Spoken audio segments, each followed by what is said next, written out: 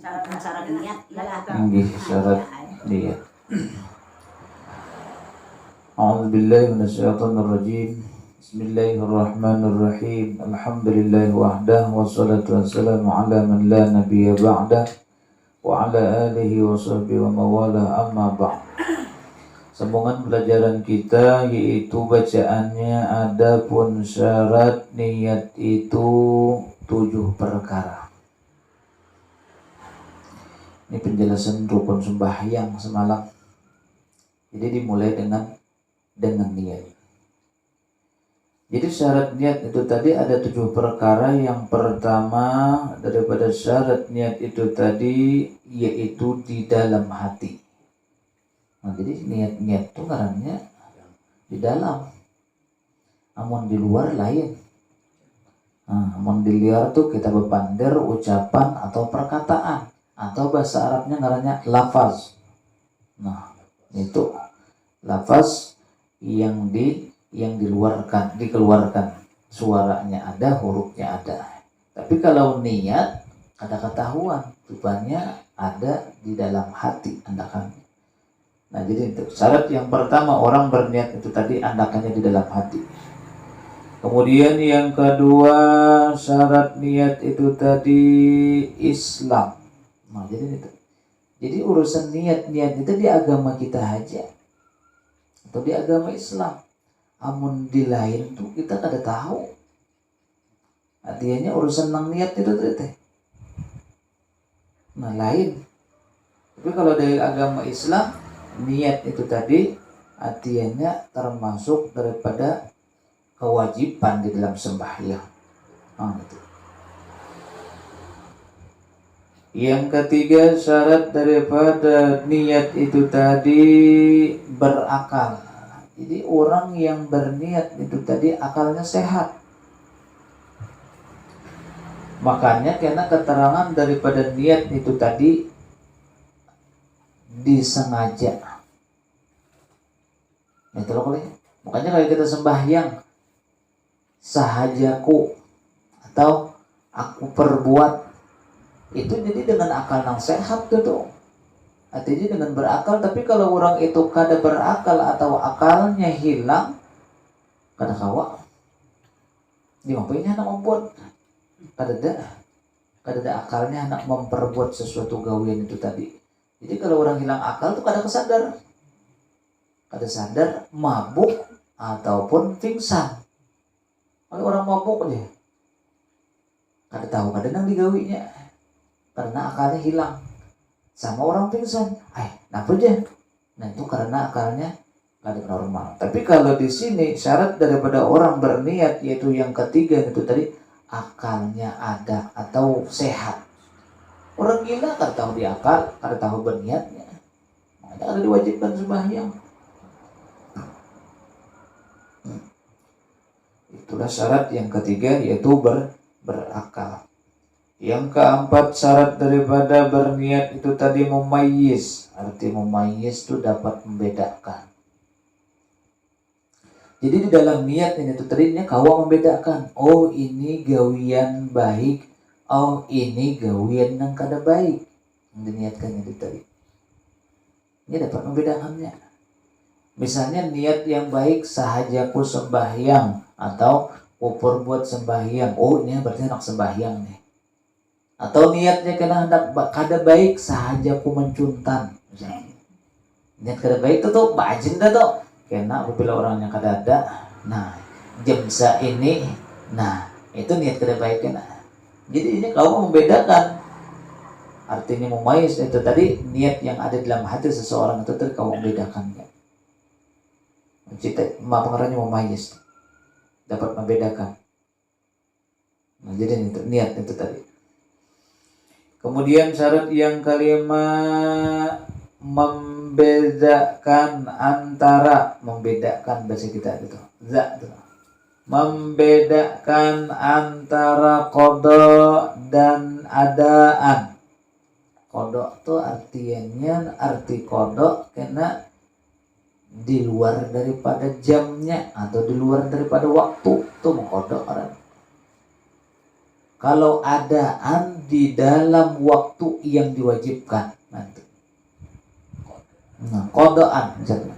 Mengkodok misalnya orang tuh sembahyang zuhur tanggal jamnya jam 3. Nah, kalau jam 3 belum lewat, masih adaan ngarannya. Kenapa? Belum asar. Nah, tapi kalau jam 3 lewat 5 lewat 30 atau setengah 4 bisa ditanya. Setengah 4. Nah, itu kodoan ngarannya. Kenapa? Karena habis waktu zuhur dah. Waktu zuhur tuh enggak nomor wayne kita sikap dah. Jam 3 lewat seperempat masuk asar dah. Nah, ini sikap asar. Nah, jadi itu. Jadi itu jamnya itu tadi apabila masih di dalam jam yang diwajibkan, adaan masih walaupun di akhir sudah masih ada misalnya jam 3 lewat 5 menit misalnya, tapi masih dalam zuhur, masih adaan. Kemudian jam 12 lewat 5 menit itu kan mesti adaan sudah di dalam waktu awal itu ngarannya, di awal waktu. Nah, masalah kita ini di bapak kamu sudah di ujung, masih tetap adaan apabila ini masih dalam waktu. Paling kena bagiannya kena ada nang afdol, ada nang sunat, ada nang makruh, dan ada kena waktu tahrim ngarannya. Parah banget sudah waktu asar. Nah, misalnya jam 3 lewat 10 menit, sedangkan asar jam 3 lewat 15 menit misalnya. Babaya sembahyang aja dia 2 rakaat Allahu Akbar, 2 rakaat tasyahud awal, azan orang. Nah, di mana itu tetap masuk adaan, cumanya dimasuk waktu tahrim, artinya dilarang. Nah, itu tahrim itu kada haram, kada sembahyangnya, artinya dilarang sembahyang melambatkan waktu oleh karena parak habis daripada sembahyang zuhur itu tadi. Nah, 2 rakaat sembahyang zuhur di waktu zuhur, 2 rakaat di waktu asar. Tarusakan aja, tetap aja sembahyang zuhur. Cumanya ngarannya waktunya waktu yang dilarang. Itu ngarannya waktu tahrim kan. Ini ada waktu afdal, waktu sunat, waktu boleh, waktu makruh, waktu tahrim kan. Atau waktu makruh misalnya kita mulai belakang. Waktu tahrim artinya dilarang, yaitu tadi 2 rakaat aja, hanya 2 rakaat tasyahud awal. Allahu Akbar, Allahu Akbar, asar dah. Nah, itu waktu yang dilarang. Apabila kita tahu di jamnya atau jadwal waktu kita ketahui. Waktunya kita parak asar, jam 3 kita itu makruh. Imbah kena jam setengah 3 boleh aja. Nah, kena masuk pulang jam 2 masih masuk sunat, masih di dalam waktunya masih. Nang afdal karena iya di waktu orang azan, di awal waktu itu waktu afdal. Paling afdal sembahyang apabila yaitu di awal waktu. Pada ketika azan dikumandangkan, imbah talah itu tadi kita langsung sembahyang. Itu waktu afdal ngarannya. Masih di dalam waktu sembahyang. Nah, itu masalah adaan dan kodoan. Jadi kita kawa membedakan. Jangan kada tahu arti adaan, jangan kada tahu arti kodoan. Jadi arti kodoan yaitu melaksanakan sembahyang di luar waktunya. Kalau adaan melaksanakan sembahyang di dalam waktunya. Nah, itu waktu zuhur di dalam waktunya, waktu asar di dalam waktunya, waktu maghrib di dalam waktunya, itu ngarannya adaan. Tapi apabila sudah tak keluar, kodoan ngarannya di dalam waktu. Apabila keluar daripada hari, misalnya pulang, tambahi kodoan. Tapi kodoan itu tadi, ini ada 2. Ada kodoan yang segera digawi, dan ada juga kodoan itu tadi, apabila kita hendak mengkodok boleh. Nah, kalau nang segera, misalnya, nih, maghrib udah sembahyang, isya kita nih, karena tadudi, kurang ajan, orang sembahyang dilanggar, tadudi, hendak tolak belajaran, kayaknya aja sembahyang isya, misalnya, tolak ke belajaran. Kenapa? Apabila sembahyang isya karena tadudi, tolak belajaran, isya ada sembahyang, misalnya, terus sembahyang, boleh belajaran kena, kuak untung mata ngantuk. Isak sembahyang tadi, belum sembahyang. Bawa berapa? Tak teguringan. Sekali isak kada sembahyang. Bangun, Allahu Akbar, Allahu Akbar, subuh hari. Nah, berarti isanya kada sembahyang. Maulah kayak itu, mau ya. Itu mudah banget apabila kita melambat-lambatkan daripada waktu nang kada itu mau banget. Artinya termasuk sesuatu yang dilarang dalam agama, melambatkan waktu sampai luput atau sampai habis daripada waktu. Nah, mau berapa? Guring, subuh bangun. Nah kayak ini tadi subuh maghrib isanya kada sembahyang oleh karena guring, pelajaran dan sebagainya itu segera mengkodok sesuatu yang tertinggal di dalam malam tadi. Jadi subuh itu langsung kodok. Apabila waktunya terserah pian. Misalnya ada waktu sembahyang sunat subuh dulu, mengkodok sembahyang isya yang kelewatan dari sebab guring hanya sembahyang subuh. Misalnya. Tapi misalnya pulang kita nih tadi hatiannya sembahyang subuh udah bangun 5:30. Saya rasa terlambat juga. Nah, ayo juga sembahyang subuh langsung adaan, imbas sembahyang subuh hanya mengkodok sembahyang isya. Itu boleh walaupun di waktu yang dilarang. Kalau kada dengan waktu isya yang segera, makanya ini kan kodokan yang segera. Tadinya itu jangan dikodok. Misalnya kita sembahyang zuhur yang telah lalu, jangan di waktu maghrib. Jangan di waktu subuh. Dan zuhur dokane hari apabila ka asa kada tersembahyang saku zuhur teh misalnya aur kautan jangan mengkodok di waktu imbas subuh. Kenapa? Lain kodokan yang disegerakan. Nah itu. Jadi kodokan yang disegerakan walaupun di waktu dilarang sembahyang itu boleh kita mengkodok. Kenapa? Itu kodokan yang disegerakan. Tapi ada kodokan yang kada disegerakan kena waktu aman. Nah waktu aman kena bila zuhur. Boleh tersembahyang zuhur. Kalau sembahyang zuhur karena apa dulu hanya kita mengkodok. Kodok apabila nang lalu-lalu misalnya. Nah, yang kita mengkodok. Dan itu boleh kodokan yang kada segera di waktu nang aman, waktu nang lapang. Tapi kalau di waktu subuh itu darurat atau kodokan yang segera. Nah, jadi itu. Jadi kita syarat daripada orang yang berniat itu tahu, orang berniat itu tadi dapat membedakan antara arti kodokan dan adaan. Gitu. Yang barang sambat saja adaan ya kodokan ya adaan. Kenapa aja ini sama aja? Karena tahu benar. Nah, gitu itu. Kemudian yang keenam syarat daripada orang berniat itu tadi muqaranahkan niat pada takbiratul ihram. Itu muqaranah itu bahasa Arab.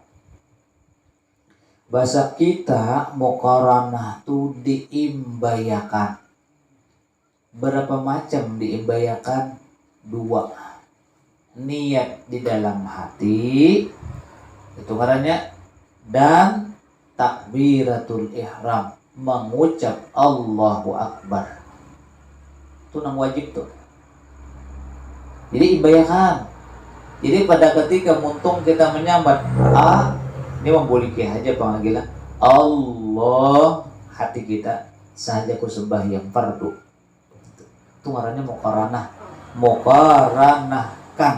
Nah bahasanya itu meimbayakan niat dan lafaz takbir Allah. Jadi kita muntung kita menyambat hati kita sahaja ku sembahyang fardu maghrib 3 rakaat menghadap kiblat tunai karena Allah Ta'ala. Nah, jadi itu imbaikan. Jadi bahasanya apa? Muqaranahkan, imbaikan. Itu amun kada dilatih pian ngalih. Makanya jurun orang bertakbiratul ihram tuh ada nang cepat, ada nang lambat. Apabila nang cepat Allahu Akbar langsung. Nah, itu. Namun keterangan dalam tangga ibadah kan ada beberapa kalimat nang wajib, ada beberapa kalimat nang sunat. Ada 3 kalimat nang wajib, napa kalimatnya sahaja ku sembahyang fardu maghrib, itu 3 kalimat nang wajib. Sahaja ku sembahyang fardu maghrib, membuat 3 kalimat itu tadi. sahaja ku sembahyang fardu zuhur, sahaja ku sembahyang fardu asar, sahaja ku sembahyang fardu subuh. Tuh 3 kalimat itu tadi kada boleh ditinggal. Seandainya tertinggal sebutin kalimat daripada nang 3 itu tadi, kada sah niat. Misalnya sahaja ku sembahyang zuhur, kada dibuat fardunya, kada sah sembahyangnya, kada sempurna niatnya, karena niat yang wajib 3 kalimat jumlahnya. Selain daripada itu tadi sunat, tambahannya sahaja ku sembahyang fardu maghrib. Nah, ini sunat 3 rakaat menghadap kiblat tunai karena Allah Ta'ala. Itu apabila kita seorangan. Apabila kita berimaman, tambahi sahaja ku sembahyang 3 rakaat menghadap kiblat mengikut imam tunai karena Allah Ta'ala. Nah, jadi kalau kita berimaman, wajib kita membuat kata atau lafaz mengikut imam. Jangan beranai aja. Amun kita beranai aja, ya kada dapat baca pahala jemaah. Kada dapat pahala berjamaah. Jadi amun kita saja sembahyang fardu maghrib 3 rakaat karena Allah Ta'ala, Allahu Akbar, tapi mengikut imam itu umpat pahalanya kada sempat pahala jemaah. Umpat, nah pengarahnya umpat orang aja. Jadi hukumnya kayak sembahyang sorangan, cumanya umpat imam. Tapi kada dapat pahala imam. Tapi kada dapat pahala jemaah. Kenapa? Karena kada membuat niat makmuman atau maghrib.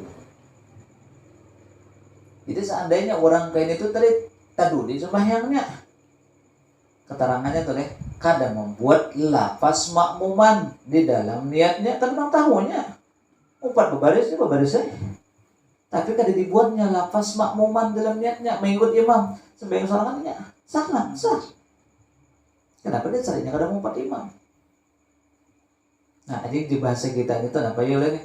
Musuh dalam selimut. Umpat orang